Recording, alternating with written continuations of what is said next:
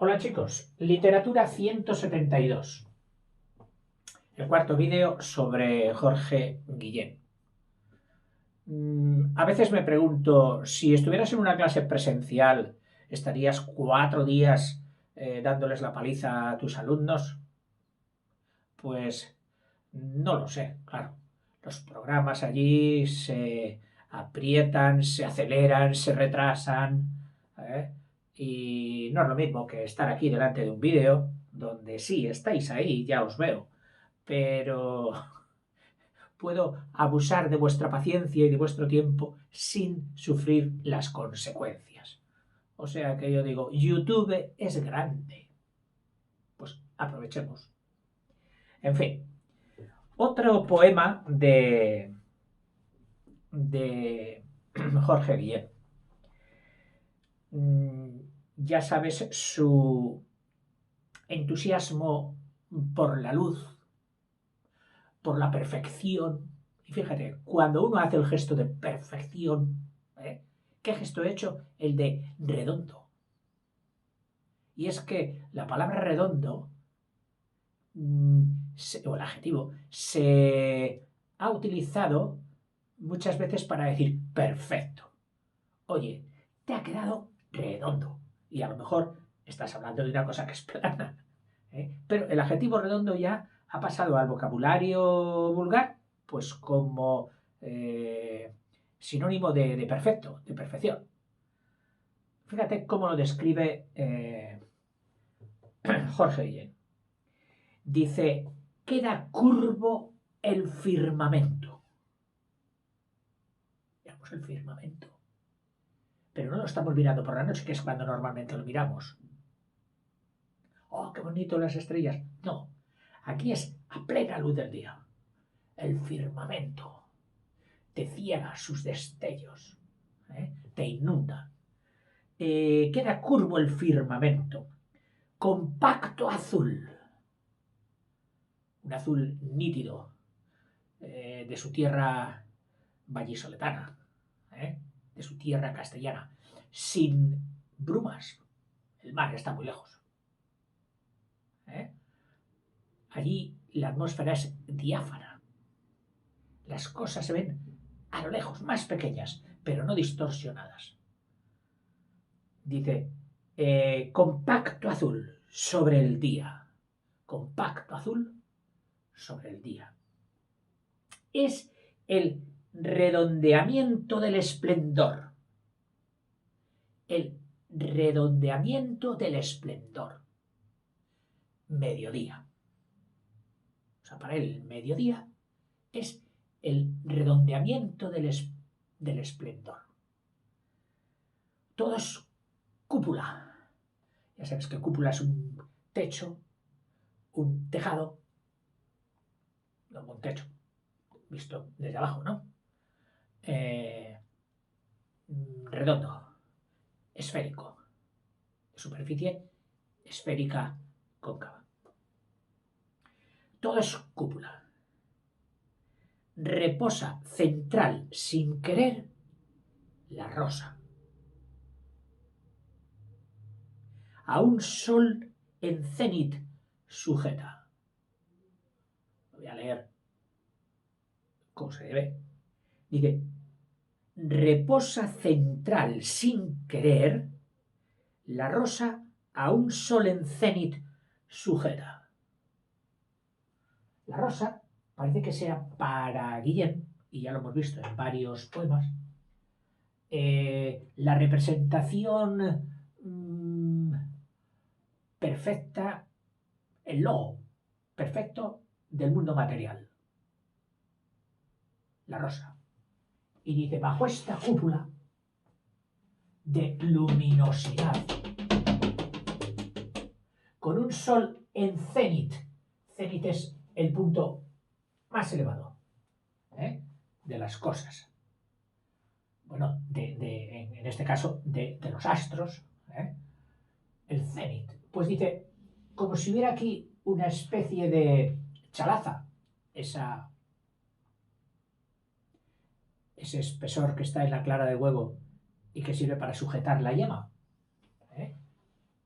como si esto fuera el cascarón de un huevo, y la yema está en el centro, sujetado por una chalaza, que allí son dos, claro, una por aquí, polares, y otra por aquí. Bueno, pues aquí nos imaginamos la rosa, ¿eh? La rosa, maravillosa, con sus pétalos, ¿eh? Sujeta a un cenit. Dice, sujeta, dice, a un sol, a un sol. En cenit, sujeta. Y en este momento, y tanto será el presente, acuérdate de que era el tiempo predilecto de Guillén, el pasado ni el futuro, no, el presente. Dice, y tanto será el presente que el pie caminante siente la integridad del planeta. El pie caminante siente, es decir, la persona, el observador, que camina, aquí nuestro Guillén, caminando, siente en su pie la integridad, el total del planeta. Momento completo. Yo no sé si los críticos, al juzgar la poesía de Jorge Guillén, algunos de ellos habrán o habrían vivido en la Castilla del Norte, en la Castilla de Burgos, en la Castilla de Palencia, de Valladolid. Yo sí, he vivido bastante. Y viendo esta poesía de esta lírica de Guillén, se me antoja otra connotación, que a lo mejor es personal mía y no tiene razón de ser. Pero es que viviendo allí, el frío, porque hay frío, clásico y terrorífico el de Burgos, y el de Valladolid por ahí anda, en invierno nos aterra, sobre todo a los niños, que solo pensábamos en jugar, y el frío era contrario al juego, el frío te metía en casa. Menos cuando había nieve, que entonces ya salías fuera como fuese. O hielo en los charcos para resbalar o hacer alguna travesura. Pero se nos antojaba el invierno como el malo. La primavera ni nos dábamos cuenta de ella. No, pasaba en un soplido. Y estábamos esperando, por múltiples razones, sobre todo también, entre otras, porque ya no había colegio y eran vacaciones, y porque estaba la recogida de la mies, el brillo de las espigas, el moreno amarillo brillante, y ese sol que todo lo envolvía, y para nosotros era la perfección. El verano, decir verano era ponérsenos los ojos radiantes. Oh, cuando llegue el verano, sin clase, libertad, luz, calor, a bañarnos, a bañarnos. Era lo que dice, el pie caminante nuestro de niños en aquella Castilla, sentíamos en ese momento del verano y más en el pleno sol de mediodía, la integridad del planeta. Para nosotros era todo. Para mí en concreto, aquellos momentos, esos momentos de mediodía, de un verano castellano vivido en aquel sitio donde posiblemente lo vivió Jorge Guillén también, era la perfección. Una perfección con la que yo me he negado a salir en toda mi vida. No he querido salir de ahí. Los mejores recuerdos de mi vida son los de los 10 años haciendo todo eso que os he dicho. Santa libertad entre espigas, trillos, mulas, bajar al río, bañarnos, pescar, hasta por la noche que iba a pescar cangrejos con mi padre era toda una fiesta. Era todo una plenitud de planeta, de ser, de ser. Y me he agarrado a ello durante mi vida como un ancla. Yo no sé si a todos os pasa lo mismo. Si tenéis una etapa de vuestra vida, como se dice, talismán, a la que sin querer acudes y te refugias o echas el ancla en los momentos en que no son tan perfectos ni soleados, en los que suceden algunas cosas tristes. Tener ese refugio íntimo, como si fuera la capa de una cebolla que se ha quedado ahí dentro y luego han venido las demás a cubrirla, pero tú sabes que dentro tienes esa capa mágica de tu infancia. Pues yo veo que Jorge Guillén me la describe perfectamente.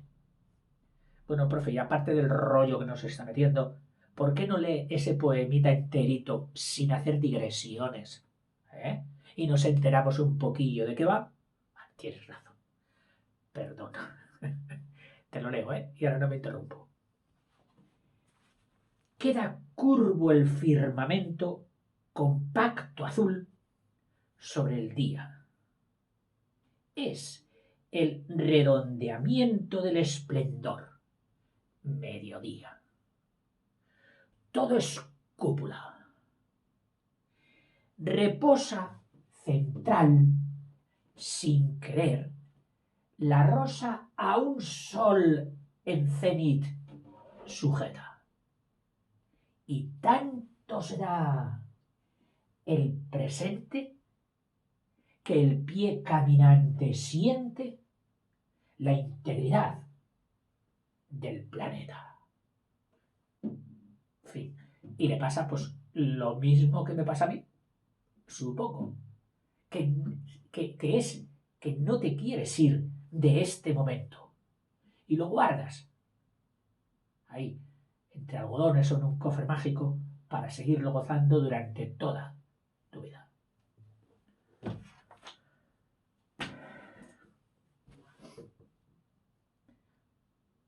Desde luego son unos comentarios de texto muy sui generis, o mejor dicho, muy mi generis. Cualquiera que los coja para estudiar para un examen, pues no sé, a lo mejor se pasa un buen rato, pero no sé de esto de lo que va a poner en un examen.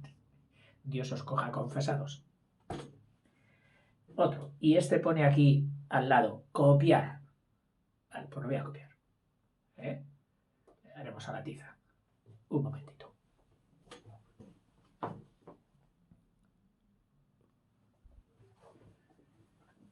Ya está copiado. Bien. Se titula este poema, que es de su primera parte de cántico, la gloriosa, la esplendorosa, la luminosa, la soleada. Se titula Las 12 en el reloj. Podría haber puesto ahí grande, pero bueno, como es la última frase, también la aprovecho. Te lo leo o lo leemos todo de una vez. Hay algo que no he hecho. Verificar si las comas y los puntos, que son claves para la interpretación, o por lo menos mucha ayuda para la lectura, los he puesto bien. Pleno punto, una sí, con amor sí, grises, coma, sol punto, entonces, coma, mediodía, coma, bajo se me contar la adoración, que se sintió cantada bajo el viento la flor, crecida entre las mieses, coma,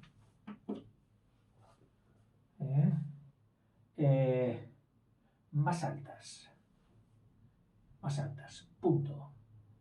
Era yo, coma, centro en aquel instante de tanto alrededor, coma, quien lo veía todo completo para un Dios, punto, dije 2 puntos, todo coma completo, punto, las 12 en el reloj, interjecciones. Vale, perfecto. Lo leemos de un tirón antes de meternos a rebuscar. Dije, todo ya pleno.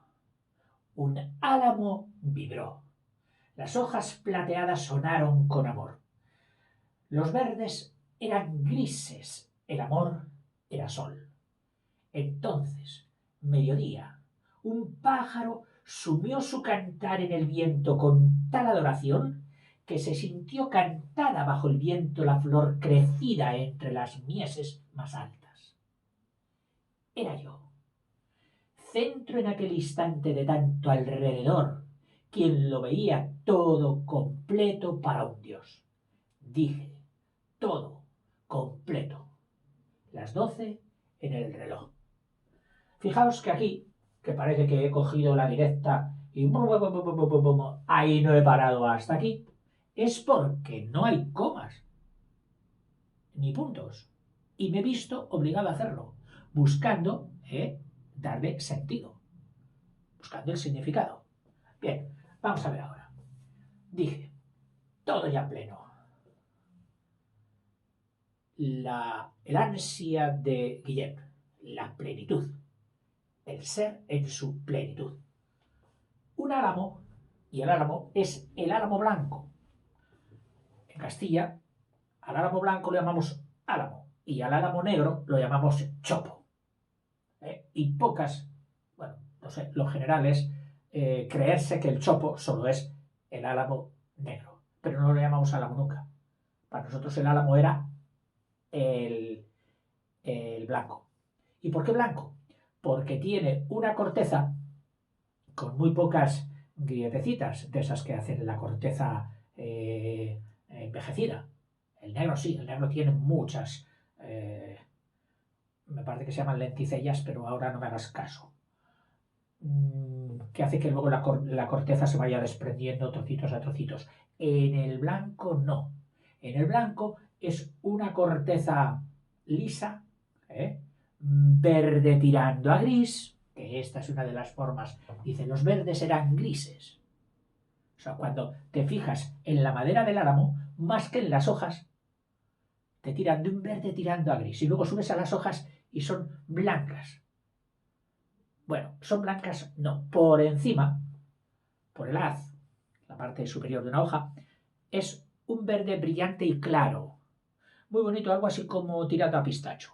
Cosa que por debajo el envés es pelusillo y tirando a blanco. Entonces, cuando vibran, hacen unas irisaciones, unas combinaciones de blanco, verde, verde, blanco, muy bonitas con el viento. Por eso dice, sonaron con amor. Y es que las hojas suenan. En un pueblo lejos de la ciudad, donde el ruido ambiental no existe. El ruido puede ser el del viento, pero el viento solo no hace ruido cuando choca con los objetos, cuando pasa entre ellos. Y uno de esos objetos son las hojas. Y es que ¿y qué se oyen? Las hojas. Sí, son las hojas las que hacen el sonido. ¿Sabes?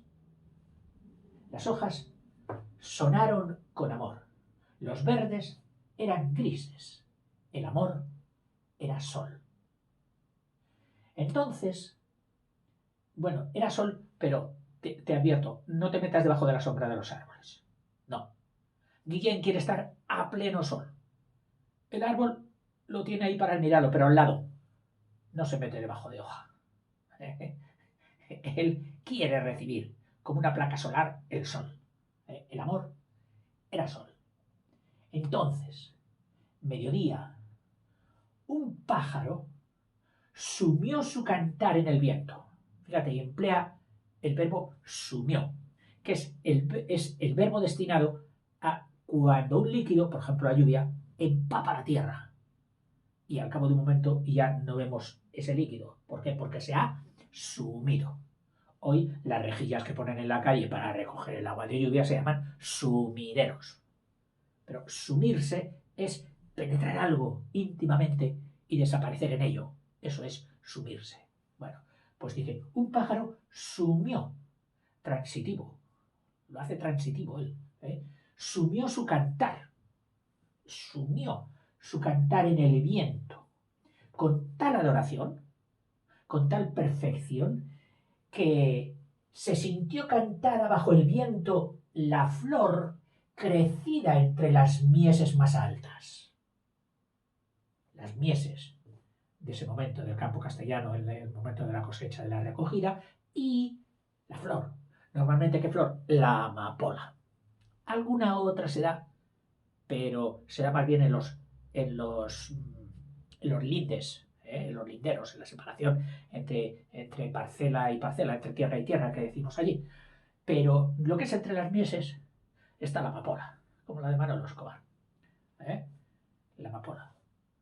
Y dice, esa amapola crecida entre las mieses más altas, porque ella, claro, busca también, espigándose, salir entre las mieses, eh, sintió como si le hubieran dedicado esa canción a ella. ¿Quién? El pájaro. ¿eh? Dice, esa mies, perdón, esa amapola, esa flor, era yo. Perdón, no, no, no, no, no, no, no, no, no, no. Me corrijo, me corrijo. Era yo, coma, ¿qué es lo que era yo? Yo era el centro en aquel instante de tanto alrededor. Y fíjate que coge alrededor como un sustantivo, no como normalmente lo utilizamos nosotros ¿cómo se dice? Perífrasis prepositiva, es decir, alrededor de. No, no, alrededor, de tanto alrededor. Como un nombre de estos no cuantificables, como se dice, no contable. De tanta tierra, de tanto polvo, de tanta harina, de tanto alrededor. ¿eh? Era yo, centro en aquel instante de tanto alrededor, quien lo veía todo, seguimos conmigo como protagonista, quien lo veía todo completo para un dios. Aquí no falta nada. Todo está completo para el que más derecho tiene a tener la perfección para él. Completo para un dios. Dije, por fin estaba sintiendo y ahora hablo. Y dije, todo. No dije todo completo, no. Todo completo. Las 12 en el reloj. El mediodía. Cuando no nos habían adelantado la hora, porque claro, ahora para estar en conjugación con otros países, a unos nos adelantan la hora solar y a otros se la atrasan, para estar todos pues en una, que es una medida muy, muy buena para la economía y para las relaciones, por supuesto. En aquel momento las 12 eran las 12. ¿eh? Para un niño allí, el momento perfecto, el momento en que tu madre ya te liberaba y te decía, vale, puedes ir con tu tía al río, pero no te escapes, no te sueltes, obedece.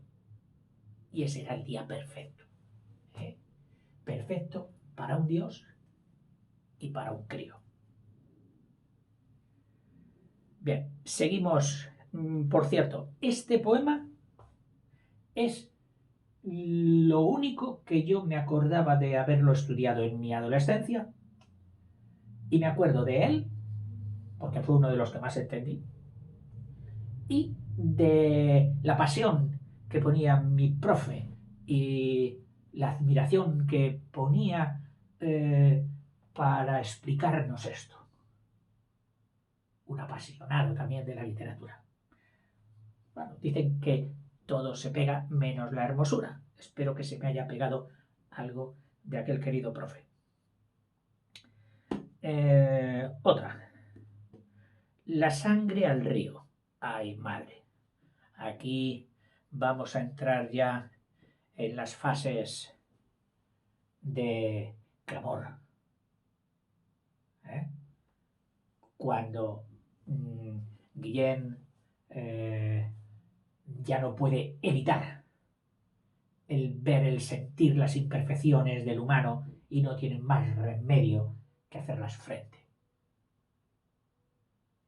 Y en aquellos poemas donde él manifestó su crítica, su angustia, uno de ellos es este, La sangre al río,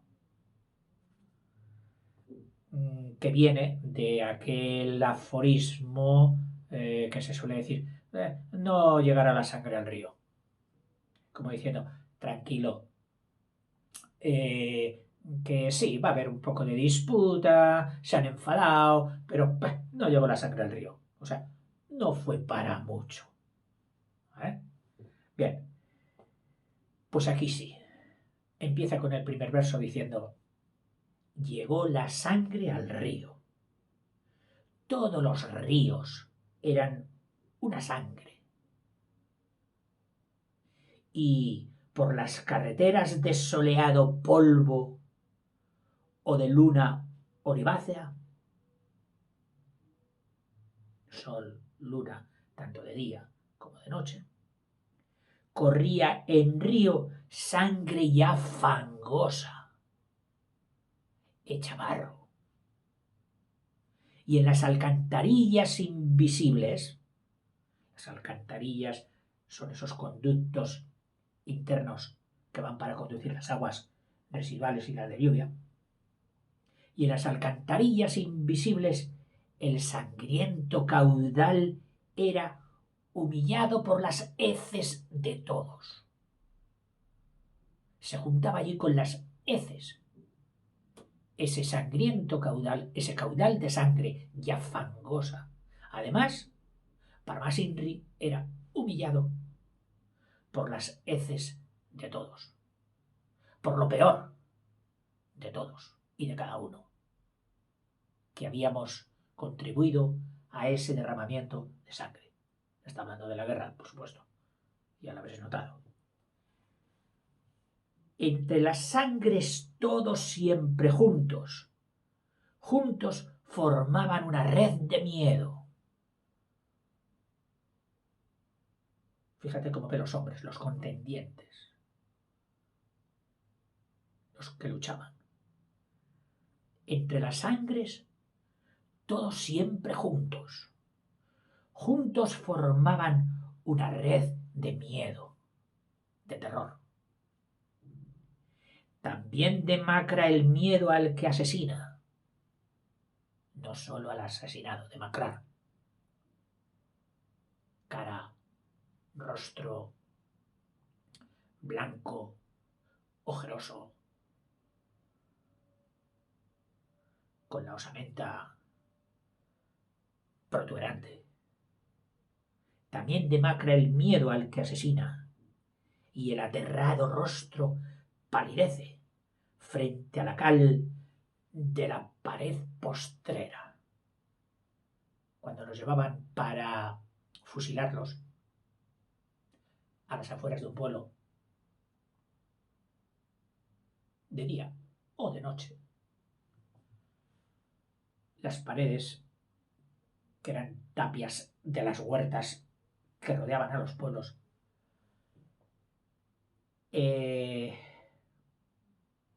con su blanco de cal, pintadas de cal, irradiaban luz, ese blanco, una luz que hacía el rostro más demacrado de los unos, de los fusilados, y de los otros, de los que fusilaban.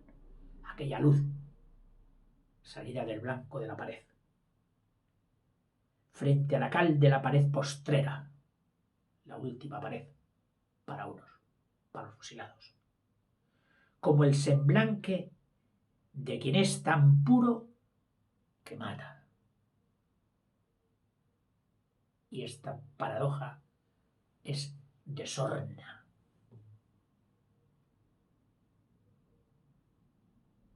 De burla. Dice, frente a la cal de la pared postrera, como el semblante de quien es tan puro que mata. El que mata se siente puro, se siente justiciero, sin culpa, sin mancha, y trata de quitar lo malo, lo impuro, de sobre la faz de la tierra. Quien es tan puro que mata. Encrespándose en viento el crimen sopla. Deshacemos el hiperbatón, cogemos el sujeto, el crimen sopla, encrespándose en el viento, haciendo turbulencias como las olas de un mar agitado. El crimen sopla encrespándose en viento. Lo sienten las espigas de los trigos, testigos de ese odio, de ese crimen. Lo barruntan los pájaros, lo barruntan, lo ven, lo sienten, lo temen. Los pájaros. No deja respirar al transeúnte, al que va. No le deja respirar. Ni al todavía oculto. Dice, no deja respirar al transeúnte ni al todavía oculto.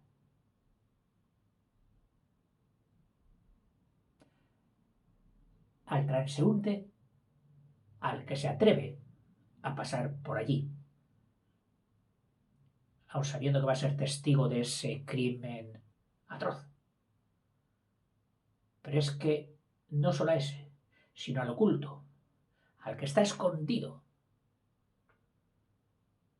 por recato y pudor de no ver eso, o por temor de que lo hagan con él.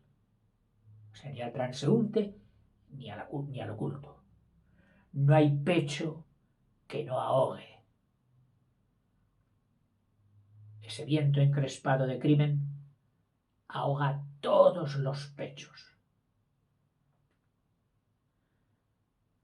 Dice, no hay pecho que no ahogue, blanco posible de posible bala. ¿Por qué? Porque todo pecho, los de una parte y los de otra, son blancos posibles de posible bala. Y era cierto. Entraban en un pueblo unos y hacían estas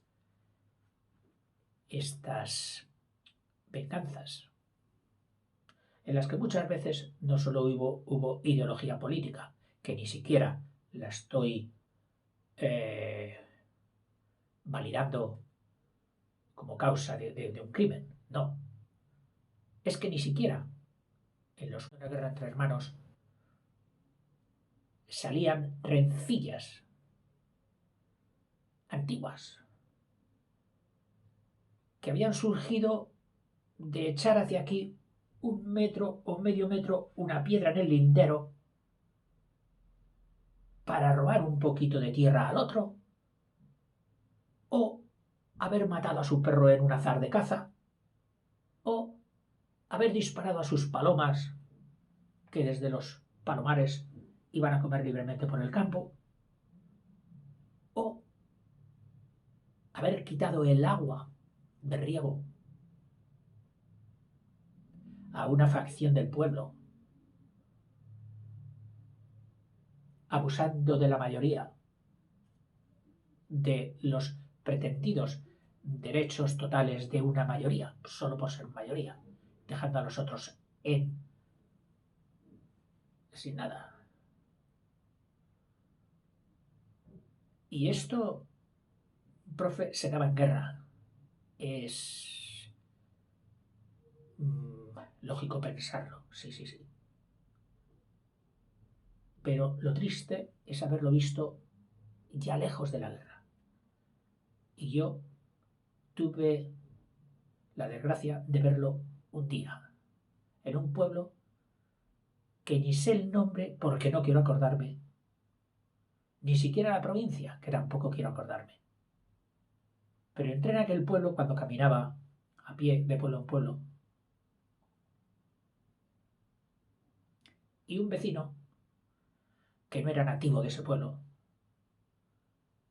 charlando con él, me contó esto, que el pueblo estaba encarnizadamente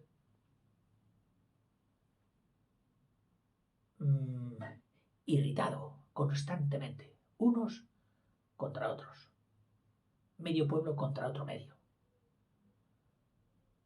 hasta tal punto que para decidir quién mandaba en él,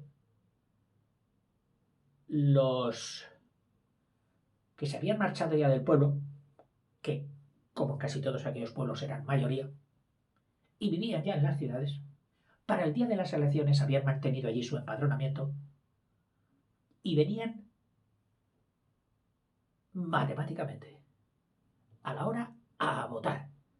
No se podía desperdiciar un voto. Había dos bares. Uno era el bar de los unos, otro era el bar de los otros.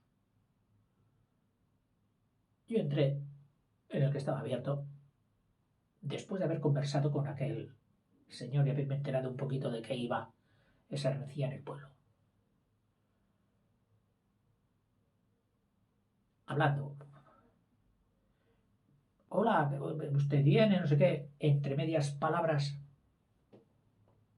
yo fui cogiendo el sentido de muchas de sus frases que encajaba en lo que me habían dicho.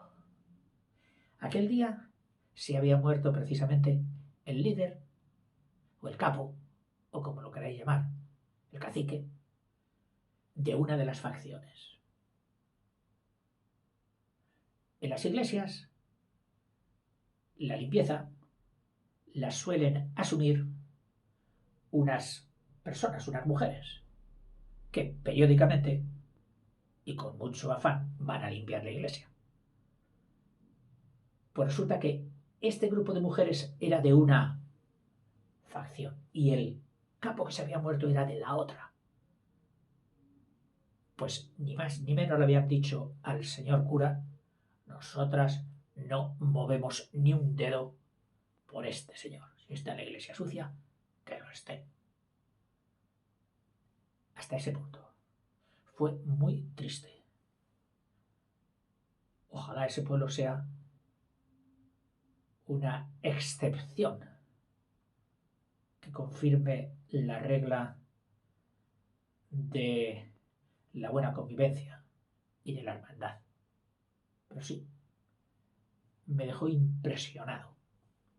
Salí de allí y, como dijo Jesús en los evangelios, al salir me sacudí el polvo de los pies para no llevarme nada de allí. Muy triste fue aquello. Te leo de nuevo el poema La sangre al río. Llegó la sangre al río, todos los ríos eran una sangre, y por las carreteras de soleado polvo o de luna olivácea corría en río sangre ya fangosa, y en las alcantarillas invisibles el sangriento caudal era humillado por las heces de todos. Entre las sangres, todos siempre juntos, juntos formaban una red de miedo. También demacra el miedo al que asesina, y el aterrado rostro palidece frente a la cal de la pared postrera, como el semblante de quien es tan puro que mata. Encrespándose en viento el crimen sopla, lo sienten las espigas de los trigos, lo barruntan los pájaros, no deja respirar al transeúnte ni al todavía oculto, no hay pecho que no ahogue. Blanco posible de posible bala. Sigue, sigue el poema. Pero bueno, ya ha habido suficiente tristeza. Hasta aquí. No es que sea muy largo, pero te voy a decir te confieso que ha habido algunas expresiones que no he logrado desentrañar. Y entonces, cobardemente, he dicho, bueno, pues paro aquí el poema. Pero te lo digo honestamente para que tú lo busques, ya sabes que se titula La sangre del río, y trates de desbrozar eso que a mí me ha sido imposible. Otro, una prisión. Otro poema, una prisión. Aquel hombre no tuvo nunca historia, pero tenía historia como todos los hombres. Cierta crisis, momento problemático, cierta crisis, le apenaba recordar. Una vez habló, sereno. Evoco mi prisión, no mis prisiones. Fue muy breve mi paso por la cárcel. Autobiográfico. Cárcel en horas de mortal peligro. Nos rodeaban solo fratricidas. Semánticamente ya sabes que fratri es hermano y cidas muerte. O sea, matador de hermanos. Nos rodeaban solo fratricidas. Hoy la suerte común será mi suerte. Hoy la suerte común, lo que está pasando aquí, será mi suerte.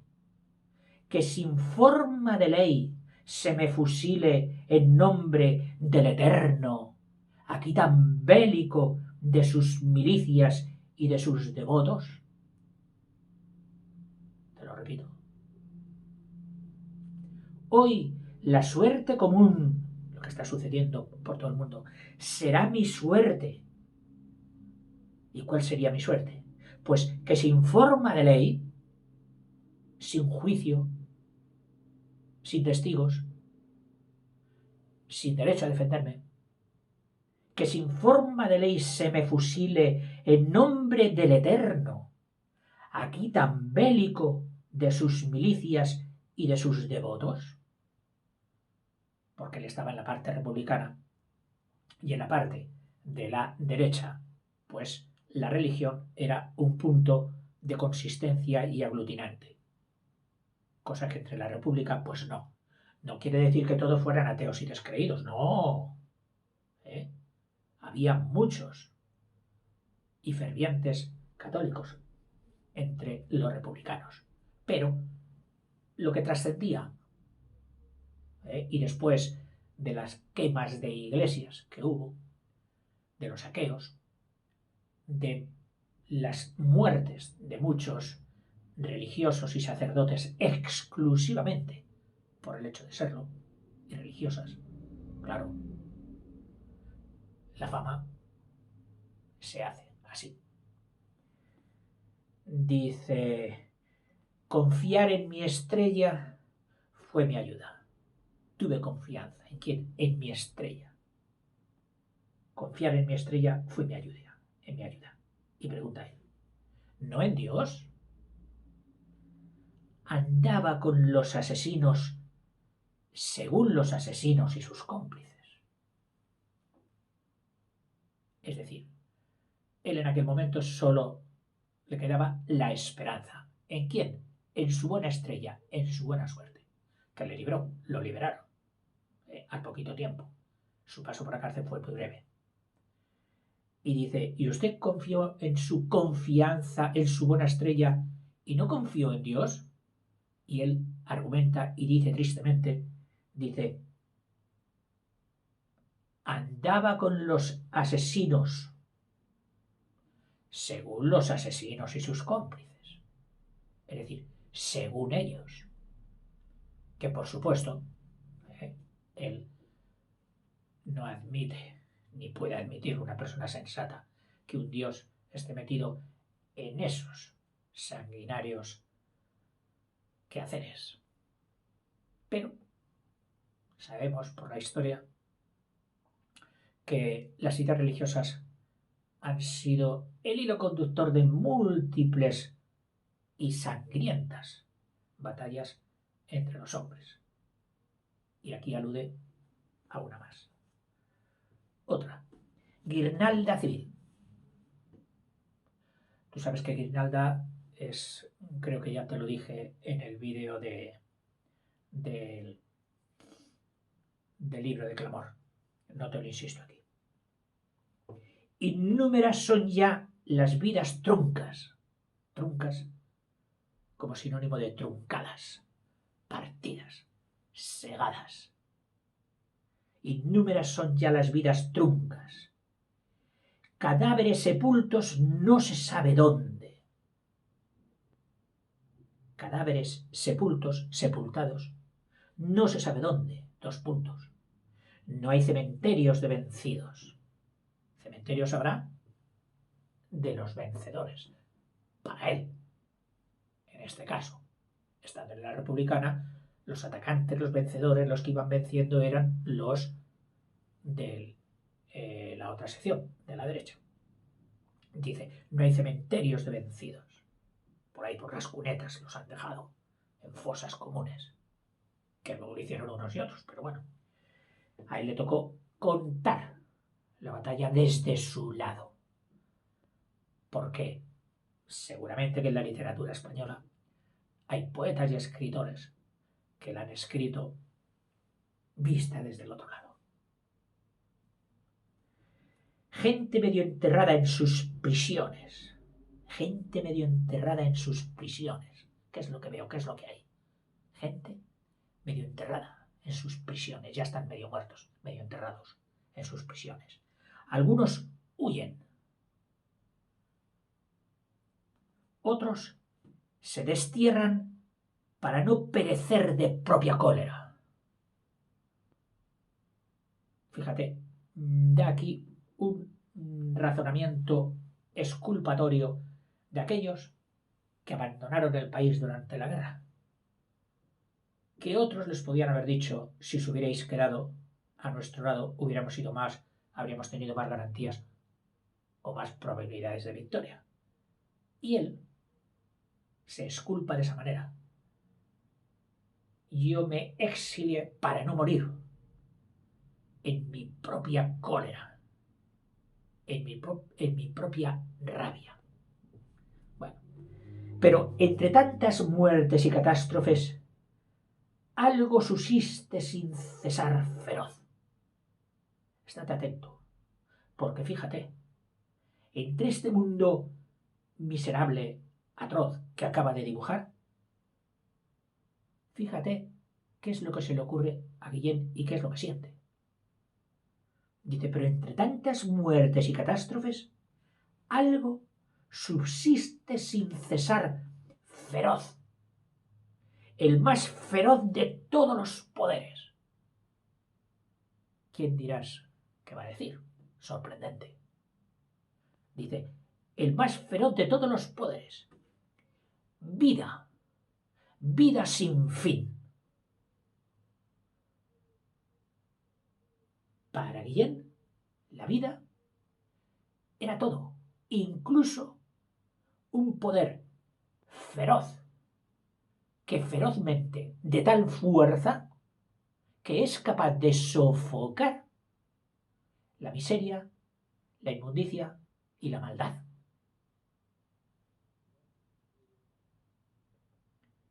Vida, vida sin fin.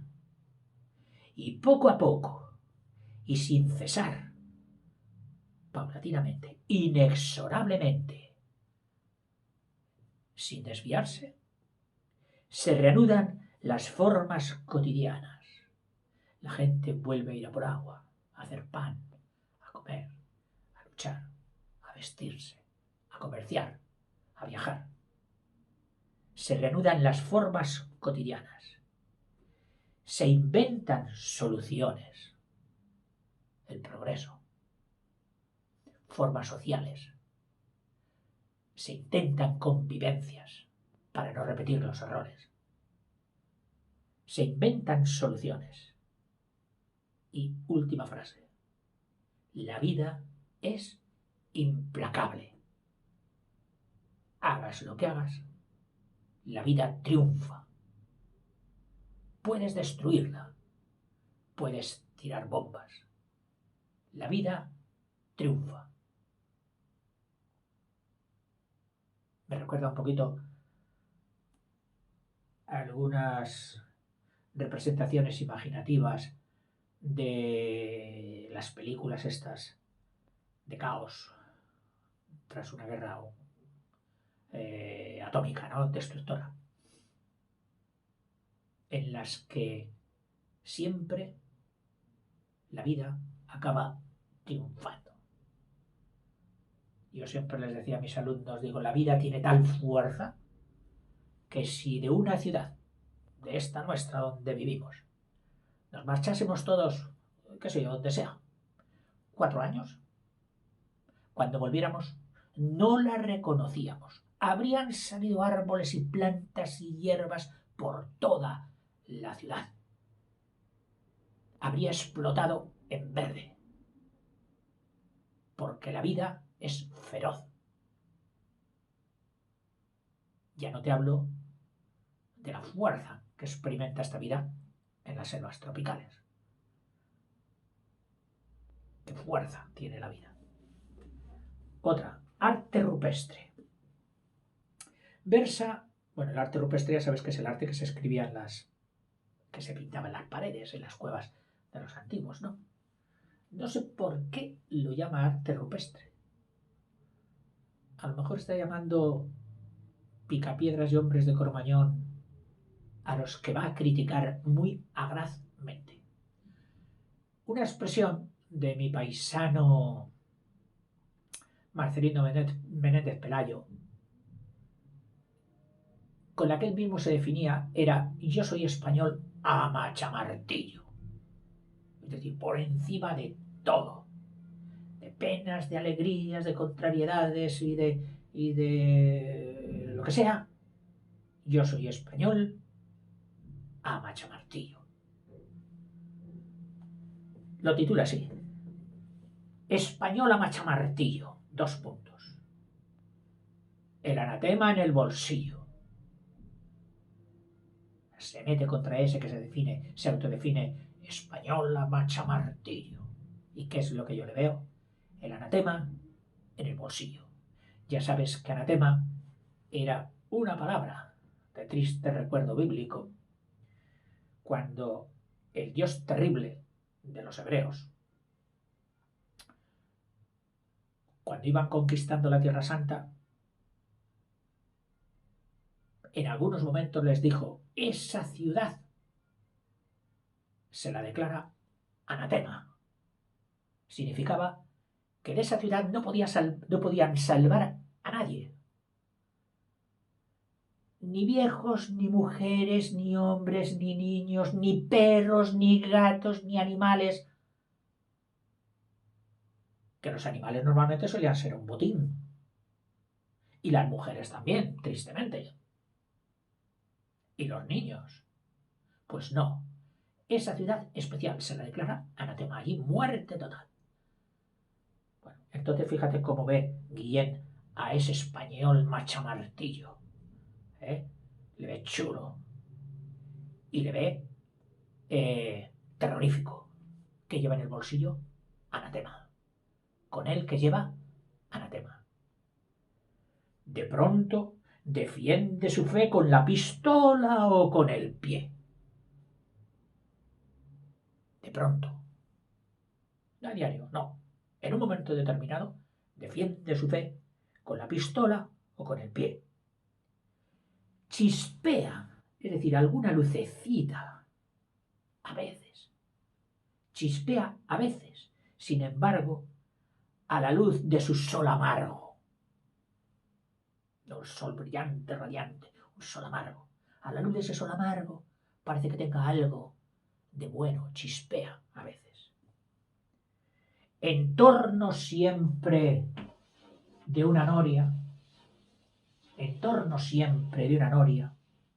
se queda al margen de la historia. La historia pasa, progresa. El español de machamartillo se mete en el cauce de la historia. Él en su noria. Siempre igual. Es la opinión de Guillén, que puede ser ofensiva para mucha gente, evidentemente. Él era un contendiente y hablaba desde su lado. Se queda al margen de la historia. Española machamartillo. Los zapatos con mucho brillo. Punto final. Los zapatos con mucho brillo. Que viene a decirnos que de cara a la sociedad guarda mucho la compostura, la presencia digna. Claro, hipócritamente se deduce en las palabras de Guillén. Su compostura, su limpieza, unos zapatos pulidos. Sí. La leo de nuevo porque es pequeñísima. Española machamartillo, el anatema en el bolsillo. De pronto defiende su fe con la pistola o con el pie. Chispea a veces, sin embargo, a la luz de su sol amargo. En torno siempre de una noria, se queda al margen de la historia. Español a machamartillo, los zapatos con mucho brillo. Y última, ya respirad, la última. Título francés, a ver si me acuerdo algo de la pronunciación que aprendí en la escuela. Le temps, el tiempo, le temps, que se escribe con él, le temps. Dice que había que hacer la nasal, le temps. Retrouvé. No lleva acento. Le temps retrouve. Soy un negado para los idiomas, ya lo sé. ¿Qué significaría? El tiempo reencuentra. Trouver era encontrar. El tiempo reencuentra. El tiempo nos vuelve al pasado y vuelve a encontrar lo que ya vivimos. A ver si es eso lo que dice el poema. Empiezo. Se supone que este ya es de su parte última. Efectivamente, lo has adivinado, de final. Dentro de esas publicaciones, poemas de final, está esta. De temps retrouve. Cuando releo ahora frases que releí cuando era joven, me conmuevo. ¿Por qué? De pronto y de repente es le temps retrouvé. Ahora sí, lo ha puesto con acento la E. A ver si antes no lo puso porque era todo mayúsculas. Porque ha habido un periodo de imprenta en que se argumentaba que las mayúsculas no llevaban acento porque no cabían en las líneas de la linotipia. Y entonces se exculpaban diciendo, mire, en las mayúsculas no ponemos acento, pero bueno, usted ya sabe que lo tiene que llevar. Ya está. Bueno, en fin. Es le temps retrouvé. Por ejemplo, Manrique, Garcilaso, Ronsard o Baudelaire, Rubén Darío. Corrientes aguas puras, cristalinas. Quand vous serez bien vieille, le soir à la chandelle. Deja de reírte ya. Ya sé que lo he dicho mal. Pero significa cuando seas, cuando vous serez, que lo ponen en futuro, nosotros en subjuntivo, cuando seas muy vieja o muy viejo, en este caso vieja, le soir, la tarde, tarde-noche, la tarde, a la chandelle, a la candela, a la luz de las velas. Francisca Sánchez, acompáñame.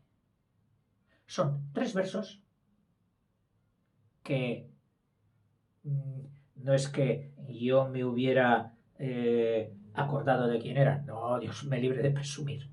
Pero bueno, dice estos versos se encuentran respectivamente, es decir, 1, 2 y 3, en poemas de Garcilaso, de la Vega, de Ronsard y de Rubén Darío.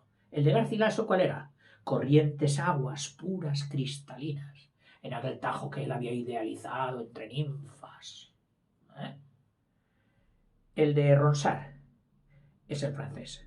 Cuando seas vieja, la tarde en las candelas, en las luces. Y el de Rubén Darío, este no me suena. Supongo que son palabras al pie de la letra de alguno de sus versos. Francisca Sánchez, acompáñame. Y dice ahora, entonces me invade, desgarrándome, el tiempo transcurrido y hasta los ojos, sí, se me humedecen. Te lo leo entero y ponemos punto final. ¿Ok? Vale. Cuando releo ahora frases que releí cuando era joven, me conmuevo. ¿Por qué? De pronto y de repente es le temps étouffé.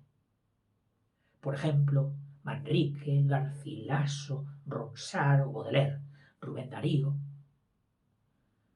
Corrientes aguas puras cristalinas. Quand vous serez bien vieille, le soir à la chandelle. Cuando seas vieja, la tarde en las velas. Francisca Sánchez, acompáñame. Entonces me invade, desgarrándome, el tiempo transcurrido, y hasta los ojos, sí, se me humedecen. Final de Guillén. Espero que le hayas cogido un poquito de cariño. Hizo mucho bien con su cántico, con su obra en general, que si te acuerdas era el aire nuestro. El aire es nuestro. Acuérdate siempre, ese no te lo quita nadie. Tenemos la gran alegría de respirar, de vivir, de ser y de sentir. Hasta luego.